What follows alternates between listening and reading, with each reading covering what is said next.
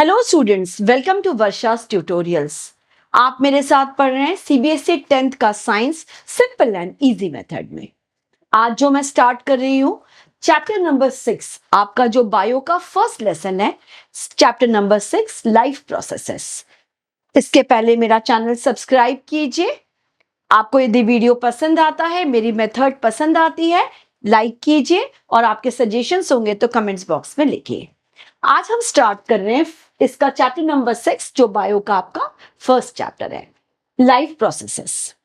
पहले मैं इसकी डेफिनेशन पढ़ देती हूँ। पहले तो मैं आपसे एक क्वेश्चन पूछती हूँ, लाइफ प्रोसेसेस क्या होती क्या है? What do you mean by life processes? और ये लाइफ प्रोसेसेस हमारे लिए क्यों इंपॉर्टेंट है?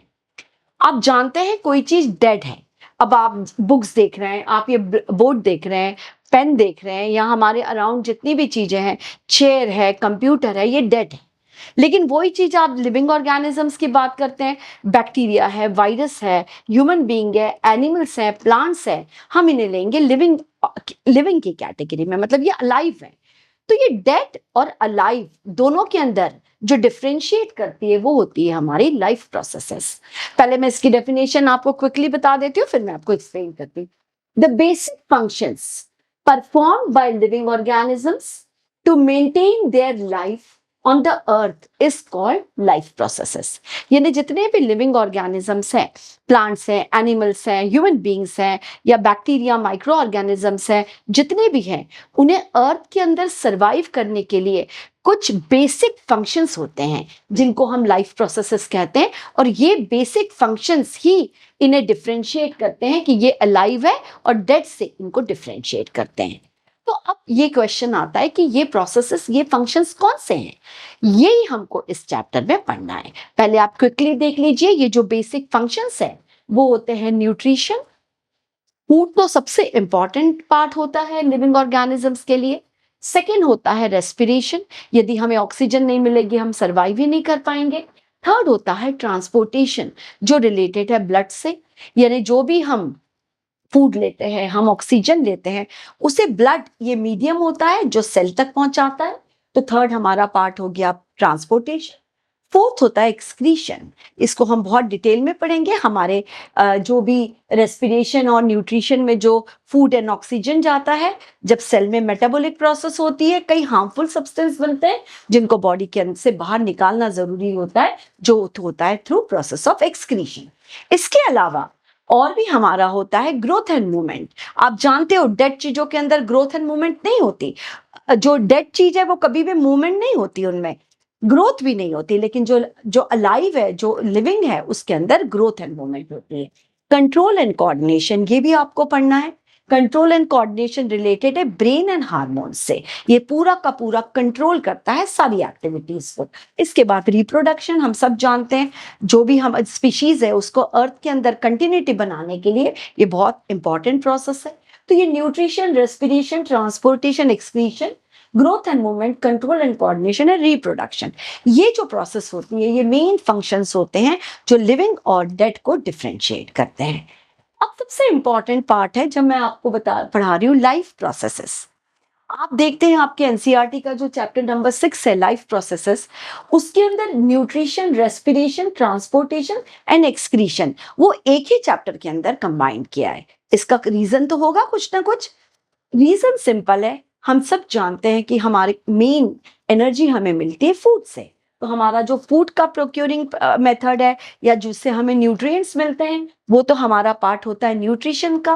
मान लो हम एक स्टोरी फॉर्म में ऐसे लेते हैं, तो हम स्टार्ट करते हैं कि हमारी लाइफ स्टार्ट होती है, मेन हमारा जो होता है फूड है, हम फूड से स्टार्ट करते हैं। अब जो फूड है हमारा, जो रेस्पिरेशन में हम जब ऑक्सीजन लेते हैं, तो ये ऑक्सीजन और न्यूट्रिशन ये दोनों कंबाइन होते हैं सेल में, जिससे हमें एनर्जी मिलती है। तो हम हमारी स्टोरी को आगे बढ़ाते हैं, तो न्यूट्रिशन से हमारी स्टोरी शिफ्ट हो जाती है रेस्पिरेशन में। अब ये फूड और ऑक्सीजन को लेके कौन गया सेल तक? तो ये लेके जाता है ब्लड। तो हमारा नेक्स्ट स्टोरी का पार्ट आ जाता है ट्रांसपोर्टेशन। फिर सेल के अंदर जो बायोकेमिकल प्रोसेस होती है, जो यूजफुल सब्सटेंस बनते हैं, वो तो ब्लड एब्जॉर्ब कर लेता है, जिससे हमें एनर्जी मिलती है। लेकिन जो वेस्ट प्रोडक्ट है उन्हें बॉडी के बाहर कौन निकालता है? थ्रू किडनी हम निकालते हैं जिसको हम एक्सक्रीशन कहते हैं। तो इसलिए ये जो चारों प्रोसेस हैं, चारों फंक्शंस हैं, यानी न्यूट्रिशन, रेस्पिरेशन, ट्रांसपोर्टेशन, एक्सक्रीशन, ये आपस में इंटर रिलेटेड है। इसलिए लाइफ प्रोसेसेस के अंदर ये चारों जो है पार्ट्स एक साथ रखे हैं।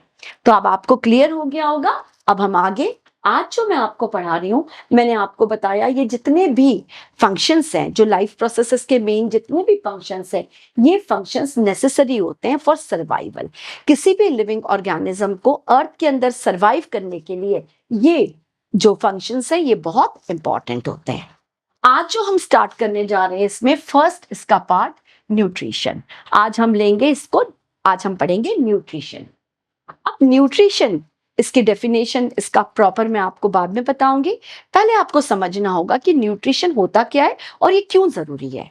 हम सबको पता है कि जितने भी लिविंग ऑर्गेनिजम्स हैं, हमको जो भी एक्टिविटी करने के लिए हमें एनर्जी की रिक्वायरमेंट होती है। एनर्जी जो होती है टू परफॉर्म वेरियस एक्टिविटीज। ठीक है बच्चों, आपको समझ में आ रहा है? हमें जो एक्टिविटीज परफॉर्म करने के लिए, डिफरेंट एक्टिविटीज, कौन सी एक्टिविटीज? आप ये जितनी भी लाइफ प्रोसेसेस देख रहे हो, रेस्पिरेशन है, ट्रांसपोर्टेशन है, एक्सक्रीशन है, ग्रोथ एंड मूवमेंट है, ब्रेन को भी फंक्शन करने के लिए एनर्जी चाहिए, रिप्रोडक्शन है, सभी के लिए एनर्जी की जरूरत होती है। और इसके अलावा और भी कई चीज होती है, जैसे हम कह सकते हैं सेल रिपेयर।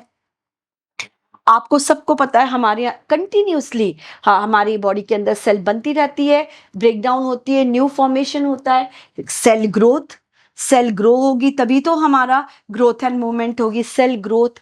इसके अलावा हमारा इम्यून सिस्टम, आप देखते हो कि जो डिसीजेस से फाइट करने के लिए हमारे बॉडी के अंदर इम्यून सिस्टम स्ट्रांग होना चाहिए, उसे भी एनर्जी की जरूरत पड़ती है। इसके अलावा जितने भी बेसिक फंक्शंस हैं, लाइफ के जितने भी बेसिक फंक्शंस हैं, इसको परफॉर्म करने के लिए हमें रिक्वायरमेंट होती है एनर्जी की। अब ये क्वेश्चन उठता है कि ये एनर्जी आती कहाँ है हमें? ये एनर्जी हमें मिलती है फूड से। तो फूड जो है ये is a kind of fuel. जैसे आप जानते हो, आप कार चलाते हो, स्कूटर चलाते हो, उसके लिए पेट्रोल फ्यूल है। सेम वे में फूड जो है लिविंग ऑर्गेनिजम्स के पूरे मैकेनिज्म, जो फंक्शंस मेंटेन करने के लिए और पूरा मैकेनिज्म चलाने के लिए जिसकी जरूरत होती है वो होता है food. Food is a kind of fuel.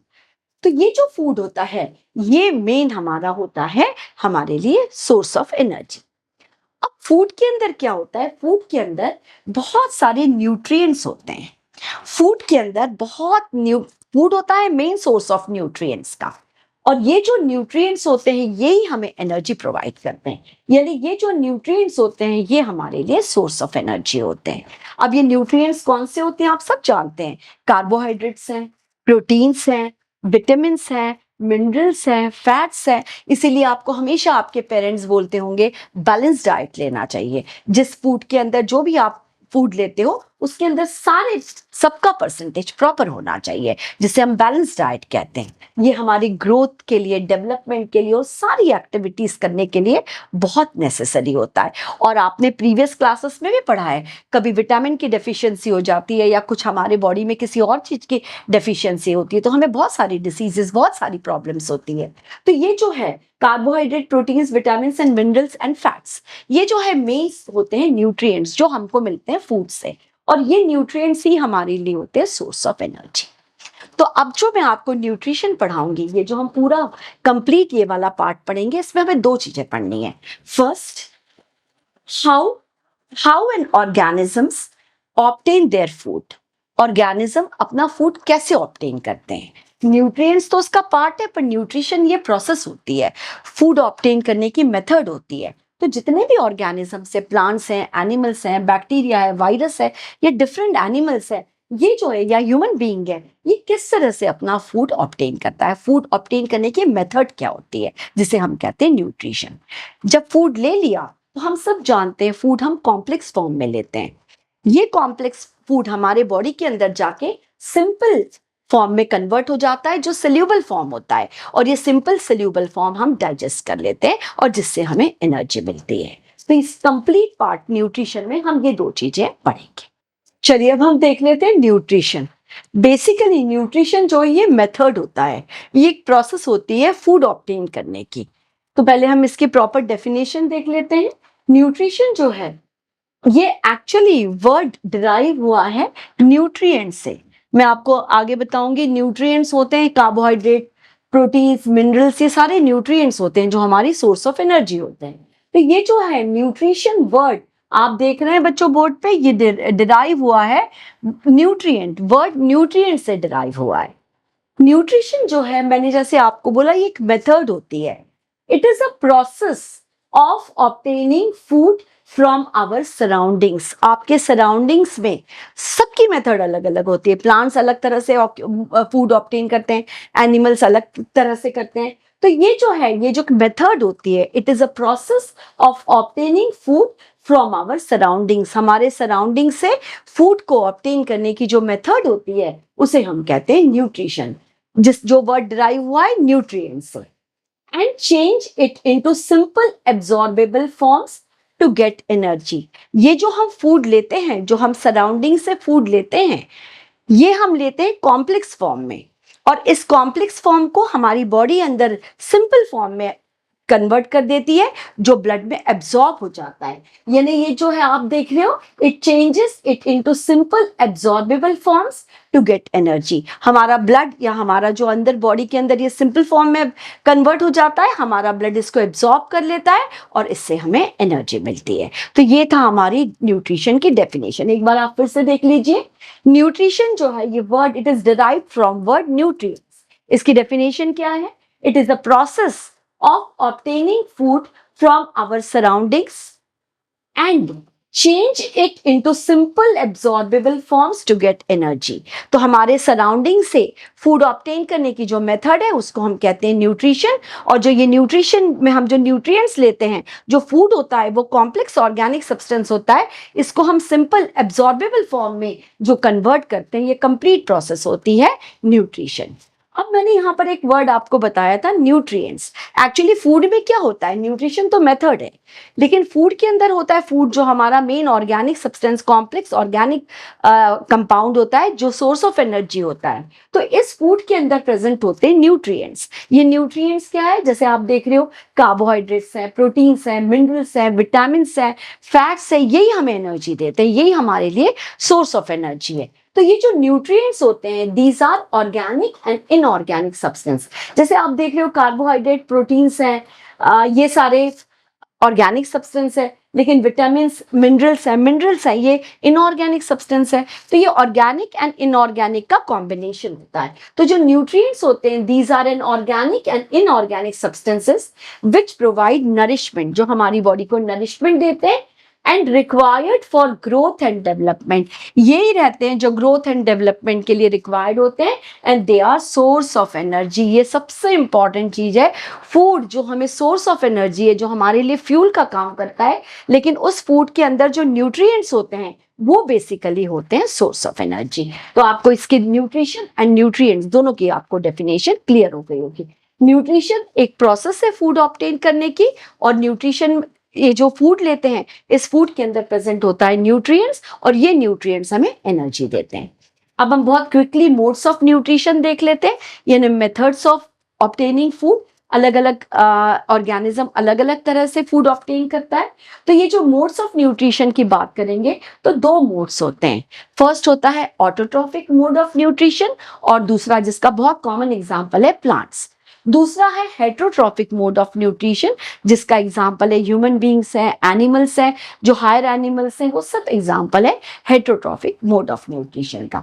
पहले मैं आपको ऑटोट्रॉफिक कवर करूंगी, फिर मैं आपको हेटरोट्रॉफिक बताऊंगी। अब सबसे पहले हम देख रहे हैं autotrophic mode of nutrition. Auto का मतलब क्या होता है? सेल्फ, खुद। और ट्रॉफिक का मतलब होता है न्यूट्रिशन, खुद, मेथड। न्यूट्रिशन तो होता है मेथड, और ऑटो मतलब सेल्फ। हम सब जानते हैं कि ग्रीन प्लांट्स अपना फूड खुद बनाते हैं, और रीजन है उनके अंदर क्लोरोफिल पिगमेंट प्रेजेंट होता है। तो ये जो है ग्रीन प्लांट्स जितने भी होते हैं जो अपना फूड खुद प्रिपेयर करते हैं, it is a process. Autotrophic mode of nutrition क्या होता है? It is a process in which green plants prepare their own food from simple inorganic substances and they convert it into complex substance। पहले आप बहुत ध्यान से सुन लीजिए। Green plants क्या करते हैं? ग्रीन प्लांट्स के अंदर क्लोरोफिल पिगमेंट होता है। आप जानते हैं कि जो क्लोरोफिल पिगमेंट सन की एनर्जी को ट्रैप कर लेता है, तो ग्रीन प्लांट्स क्या करते हैं, बहुत सिंपल इनऑर्गेनिक सब्सटेंस एटमॉस्फेयर से, आप देखिए, कार्बन डाइऑक्साइड ले लेते हैं, सॉइल से वाटर ले लेते हैं, क्लोरोफिल पिगमेंट इसके अंदर प्रेजेंट होता है और ये सनलाइट को ये एब्जॉर्ब होके एक्टिवेट हो जाता है। मैं जब आपको लास्ट में प्लांट पढ़ाऊंगी, प्लांट का न्यूट्रिशन पढ़ाऊंगी, उस समय मैं आपको dark reaction, light reaction detail में पढ़ाऊंगी। तो ये जो क्लोरोफिल पिगमेंट है, ये सनलाइट इसको एब्जॉर्ब कर लेता है, ये सारे कंबाइन होके हमारा जो कॉम्प्लेक्स ऑर्गेनिक सब्सटेंस ग्लूकोज बन जाता है और इसमें ऑक्सीजन रिलीज होती है। तो यानी जो ग्रीन प्लांट्स होते हैं, सिंपल इनऑर्गेनिक सब्सटेंस की हेल्प से कॉम्प्लेक्स ऑर्गेनिक फूड बनाते हैं। और ये जो मेथड होती है प्लांट की, जो ऑटोट्रॉफिक मोड ऑफ न्यूट्रिशन है, ये जो कंप्लीट फूड प्रिपरेशन की जो मेथड होती है, इसको हम सब जानते हैं, इसको हम कहते हैं फोटोसिंथेसिस। तो ग्रीन प्लांट्स क्या करते हैं, autotrophic, green plants he basically autotrophic mode of nutrition करते हैं। इसमें और भी एग्जाम्पल है। ग्रीन प्लांट के अलावा हम सब जानते हैं ब्लू ग्रीन एल्गी, साइनोबैक्टीरिया, जो हम कहा जाता है कि जब अर्थ, सबसे पहले अर्थ के अंदर कोई ऑर्गेनिज्म आया था तो वो साइनोबैक्टीरिया थे, जिसके अंदर क्लोरोफिल पिगमेंट प्रेजेंट होता है। तो ये जो साइनोबैक्टीरिया है, जिसको हम ब्लू ग्रीन एल्गी कहते हैं, ये और ग्रीन प्लांट्स जितने भी हैं, वो सब ऑटोट्रॉफिक मोड ऑफ न्यूट्रिशन करते हैं, यानी उनका वो अपना फूड खुद प्रिपेयर करते हैं। तो ये मैंने आपको क्लियर कर दिया है, आपको समझ में आ गया हो। अब हम आगे देखते हैं heterotrophic mode of nutrition. Second हमारा मोड ऑफ न्यूट्रिशन है हेटरोट्रॉफिक मोड ऑफ न्यूट्रिशन। अब हेट्रो का मतलब क्या होता है, अदर्स। ट्रॉफिक का मतलब आप जानते हो, न्यूट्रिशन मतलब मेथड।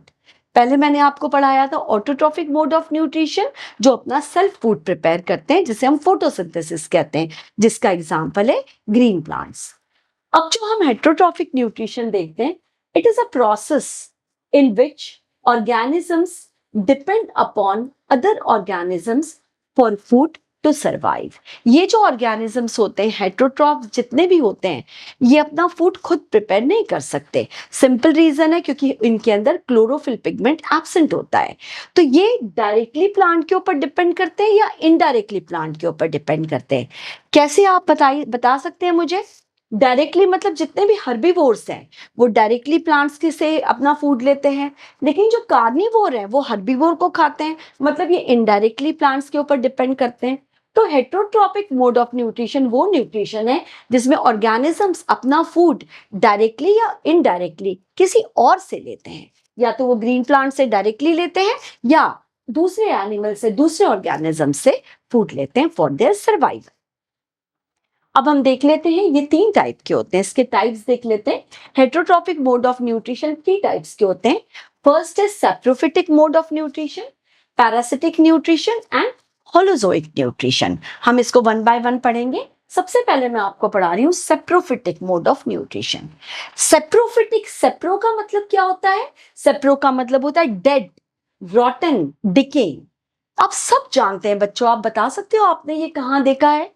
सिंपल सा एग्जाम्पल है, आपके घर में कुछ भी फूड है, या मान के चलो ब्रेड है, आप उसको 6-7 डेज के लिए बाहर कवर करके रख लो। आप थोड़े दिन बाद उसको ओपन करो, आप देखते हो उसके ऊपर पूरी फंगस जमा हो जाती है।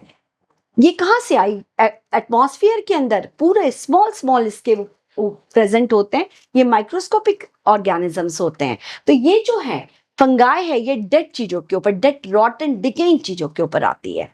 तो हम पहले देख लेते हैं। सेप्रोफिटिक का मतलब होता है डेड, रॉटन या डिकेइंग। ये जो प्रोसेस होती है सेप्रोफिटिक मोड ऑफ न्यूट्रिशन जो होता है, in this process N organisms obtain their food from dead plants, dead plant से लेते हैं या डेड एनिमल्स से लेते हैं। रॉटन थिंग, कोई भी चीज जब खराब हो जाती है ये यहाँ पर आ जाते हैं।